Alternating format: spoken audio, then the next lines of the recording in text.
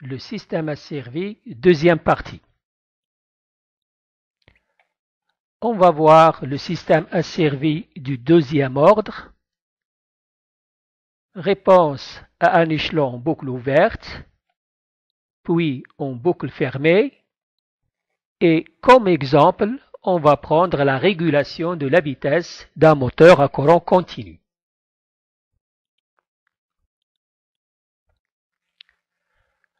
À l'entrée, nous allons appliquer un échelon et on va essayer de voir le comportement de la sortie. Nous avons l'équation différentielle du deuxième ordre qui régit le fonctionnement de notre système. On appelle oméga n la pulsation libre ou pulsation naturelle ou bien pulsation propre du système non amorti. Elle est exprimée en radians par seconde. A, c'est l'amortissement du système ou facteur d'amortissement. K0, c'est le gain statique du système en régime permanent.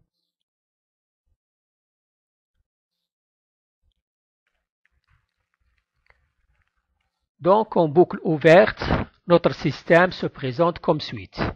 Nous avons le comparateur, la chaîne directe caractérisée par sa transmittance K0, la chaîne de retour caractérisée par sa transmittance H.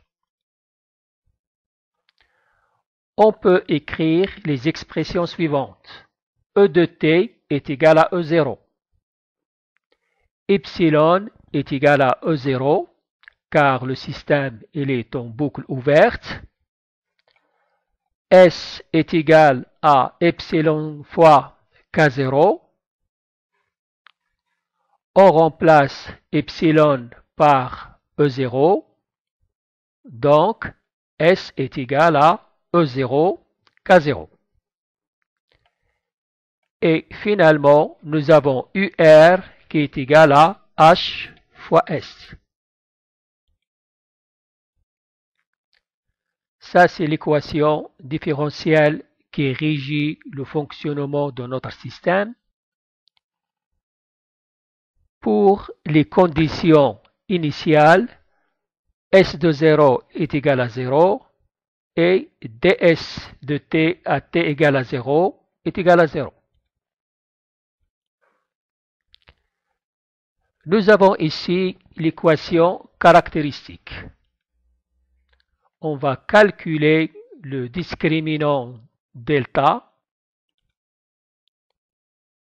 et on trouve que delta ou bien le racine de delta est égal à 2 sur oméga n facteur du racine carrée de a carré moins 1. On remarque que delta dépend de a qui est le facteur d'amortissement. Par la suite, on va discuter le comportement du système en fonction du signe de delta. On distingue trois solutions différentes. Lorsque A est supérieur à 1, on se retrouve dans le régime apériodique. Lorsque A est égal à 1, on va se trouver dans le régime apériodique critique. Et finalement, lorsque A est inférieur à 1, c'est le régime pseudo-périodique.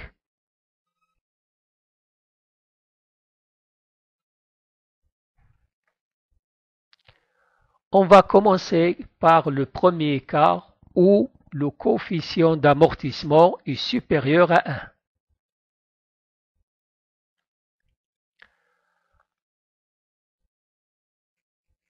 Donc, l'équation caractéristique a deux racines réelles, R1 et R2. La réponse du système est la solution de l'équation différentielle, S de t égale. La pente à l'origine et la tangente de la courbe à t est égal à 0 est horizontale, car ds de t à t égale 0 égale à 0. En régime permanent, lorsque t tend vers l'infini, S de t égale à K0 au 0. Donc, notre courbe elle va se présenter comme suit. La valeur finale est égale à E0 K0. Et voilà la réponse de notre système.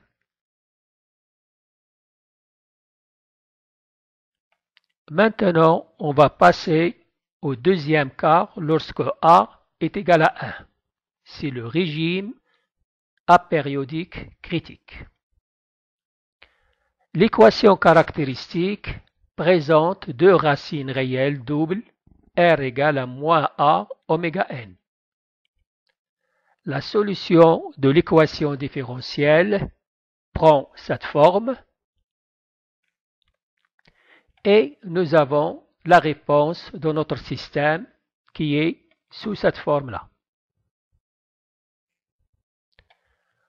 Donc nous avons ici l'asymptote horizontale E0, K0 qui n'est jamais dépassée. Et nous avons la réponse du système pour A est égal à 1. Donc on remarque que nous avons ici une pente qui est très raide, hein, d'accord, par rapport à ce que nous avons vu pour A est supérieur à 1. Donc le système il est plus rapide, hein, d'accord. La courbe de réponse ressemble à celle obtenue pour A est supérieur à 1, mais la croissance elle est plus rapide. L'évolution de la courbe ne dépasse jamais E0, K0.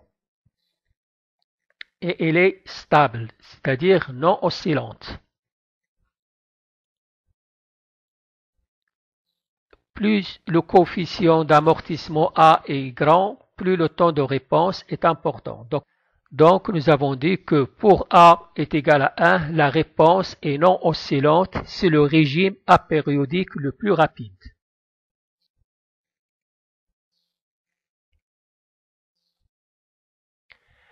Ici, on va résumer les deux cas que nous avons dit.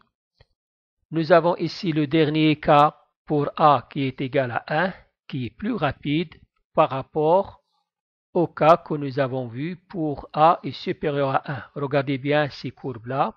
Elles mettent plus de temps pour arriver, si vous voulez, à 95% de la valeur finale.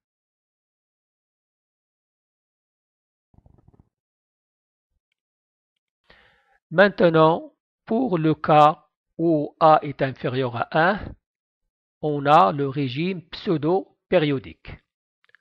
Donc, la réponse du système est la solution de l'équation différentielle suivante. S de t égale. L'équation caractéristique a deux racines complexes conjuguées, R1 et R2.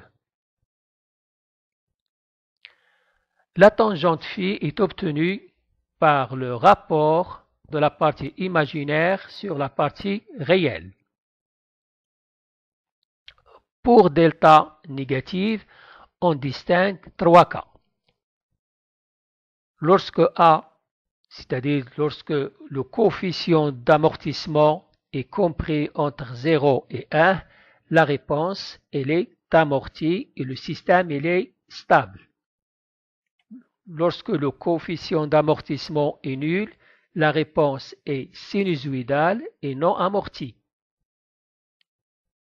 Et lorsque le coefficient d'amortissement est compris entre moins 1 et 0, le système est instable. Donc, nous avons ici cet intervalle qui explique ou bien qui résume les trois cas.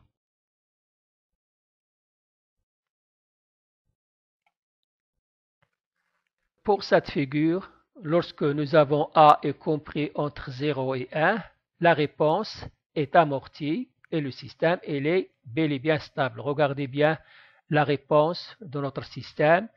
Malgré la présence des oscillations, elle tend vers la stabilité.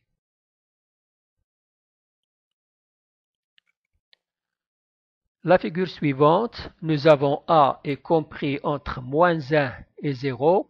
Le système il est instable. Regardez bien, les oscillations s'amplifient de plus en plus. Et pour le dernier cas, lorsque le coefficient d'amortissement est nul, la réponse est sinusoïdale non amortie. Alors le système il est instable. Regardez bien, le système il est bel et bien instable.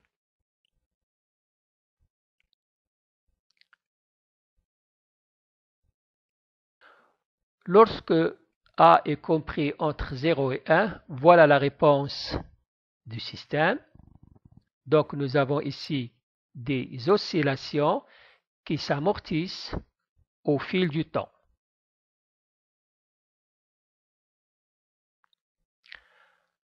On remarque que lorsque le coefficient d'amortissement est égal à 0,1, les oscillations sont plus importantes par rapport au cas où le coefficient d'amortissement est égal à 0,4. Donc, on se trouve ici dans cet intervalle où A est compris entre 0 et 1.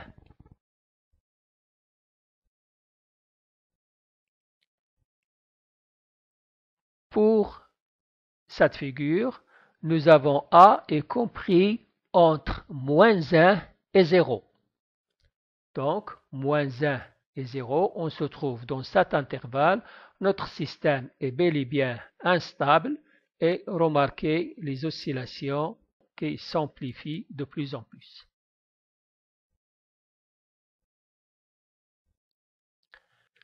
Dans cette figure, A est égal à 0.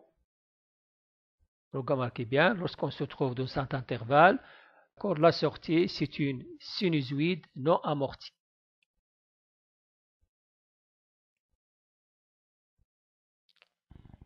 Ici, pour cette figure, elle résume presque tous les cas que nous avons vus. Pour 1, la réponse est sinusoïdale non amortie, le système est instable. Donc pour la courbe numéro 1, regardez bien les oscillations. Ils deviennent de plus en plus grandes, donc le système il est instable. Pour les courbes 2, 3, 4, la réponse est sinusoïdale amortie, le système est stable. Donc pour les 2, 3, 4, d'accord, nous avons bel et bien des oscillations amorties et le système se stabilise par la suite. Pour 5, nous avons ce léger dépassement et puis le système se stabilise. Et enfin, nous avons pour la courbe 10, d'accord, la réponse elle est fortement amortie, le système elle est stable, mais le temps de réponse elle est lent. Donc on remarque, cette courbe, elle va mettre plus de temps à atteindre le 95% de la valeur finale. Maintenant, pour le régime pseudo-périodique, système à faible amortissement, donc nous avons dit que la réponse de notre système, et voilà, c'est un phénomène périodique amorti, d'accord. Le régime permanent, au régime permanent, S de l'infini est égal à E0, K0. Donc vous voyez bien, lorsque t tend vers l'infini, les oscillations s'amortissent, d'accord, on a bel et bien amortissement des oscillations et par la suite le système se stabilise à la valeur finale qui est égale à E0, K0.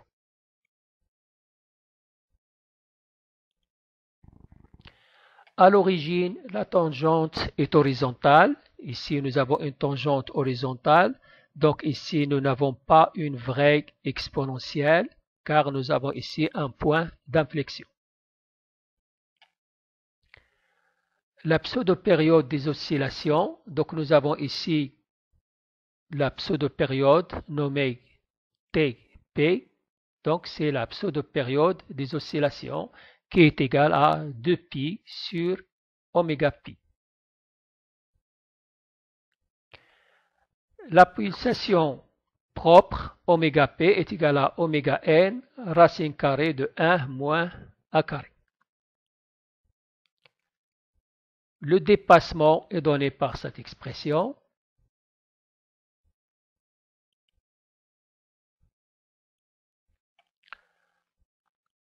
Le temps de pic est égal à Tp sur 2, qui est égal à oméga p divisé par pi. Nous avons le temps de pic, le voilà.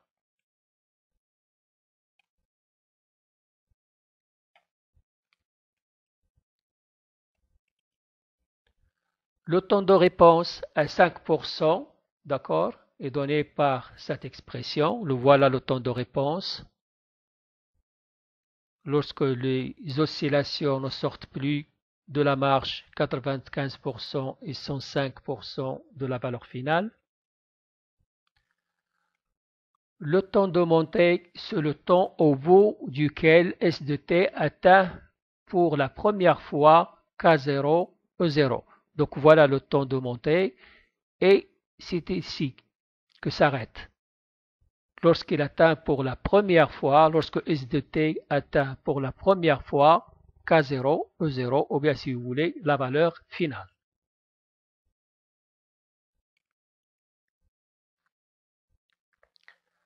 Donc on récapitule. Pour le régime permanent, nous avons dit S de l'infini ou bien S de P est égal à E0, K0.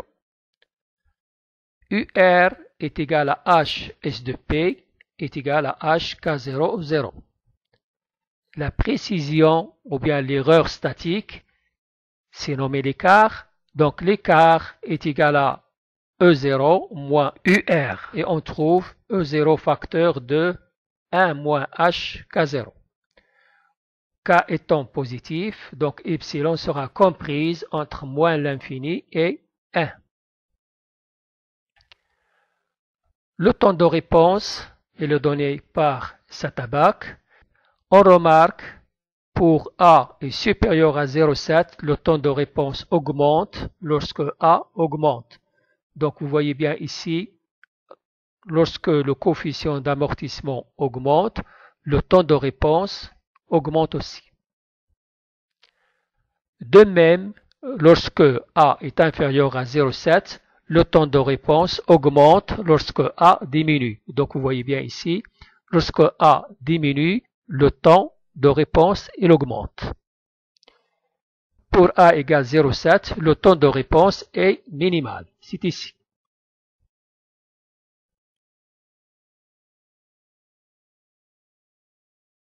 Pour la régulation de la vitesse d'un moteur à courant continu, nous avons déterminé ces expressions dans la première partie.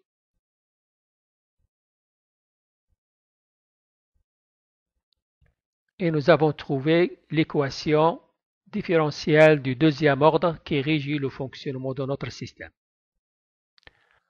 Notre système, donc nous avons ici la tension de commande qui est égale à E0 et nous avons à la sortie la vitesse oméga. Donc oméga lorsque t tend vers l'infini, il est stable, est égal à K0 E0. L'écart est égal à 1 moins H K0 facteur de E0. Pour le temps, on va utiliser la BAC. Et le système, il est stable à condition que le coefficient d'amortissement soit supérieur à 0.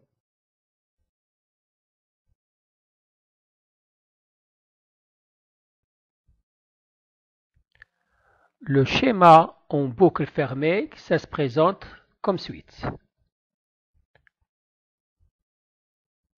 En associant la première expression et la deuxième, on va avoir epsilon qui est égal à E0 moins SH. En associant 3 et 4, on aura cette expression-là. Par la suite, on va développer ce terme-là et factoriser par S. et on aura cette forme. On peut écrire cette forme d'une façon plus simple en posant Kf qui est égal à K0 divisé par 1 plus HK0, AF qui est égal à A sur racine carrée de 1 plus HK0 et oméga F qui est égal à oméga N racine carrée de 1 plus HK0. F, ça fait référence aux boucles fermées. Donc, nous avons notre équation différentielle de second degré qui est écrite sous cette forme-là pour la boucle fermée. Alors, la réponse du système dépend alors du facteur AF, lequel dépend du gain de la chaîne directe. Alors, regardez bien ici, ça c'est le coefficient d'amortissement en boucle fermée. Elle dépend bel et bien de la chaîne directe qui est égale à K0 dont la transmittance est K0. Si HK0 est très grand, AF tend vers 0, le système risque de devenir instable. Donc si ce terme-là, il devient plus grand, donc AF tend vers 0, et nous avons vu auparavant que lorsque AF tend vers 0, le système il devient instable.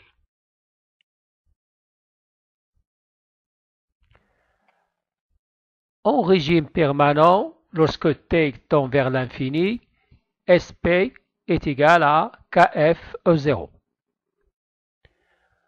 Toujours en régime permanent, UR est égal à HSP est égal à HKF E0. L'écart est égal à E0 moins UR est égal à E0 facteur de 1 moins HKF. Kf étant positif, donc epsilon sera comprise entre moins l'infini et 1. Si K0 tend vers l'infini, donc Kf tend vers 1 sur H, donc epsilon F est peu différent de 0. Pour le temps de réponse, il faut voir le facteur d'amortissement.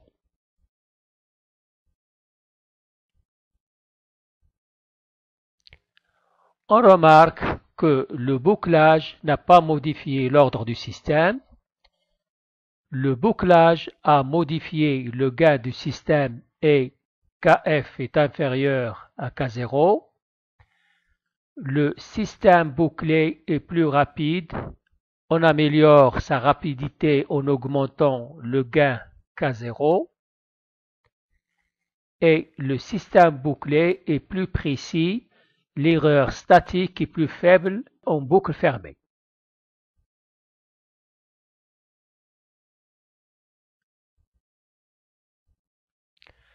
Nous avons ici un tableau récapitulatif dressant les paramètres de la boucle ouverte et de la boucle fermée.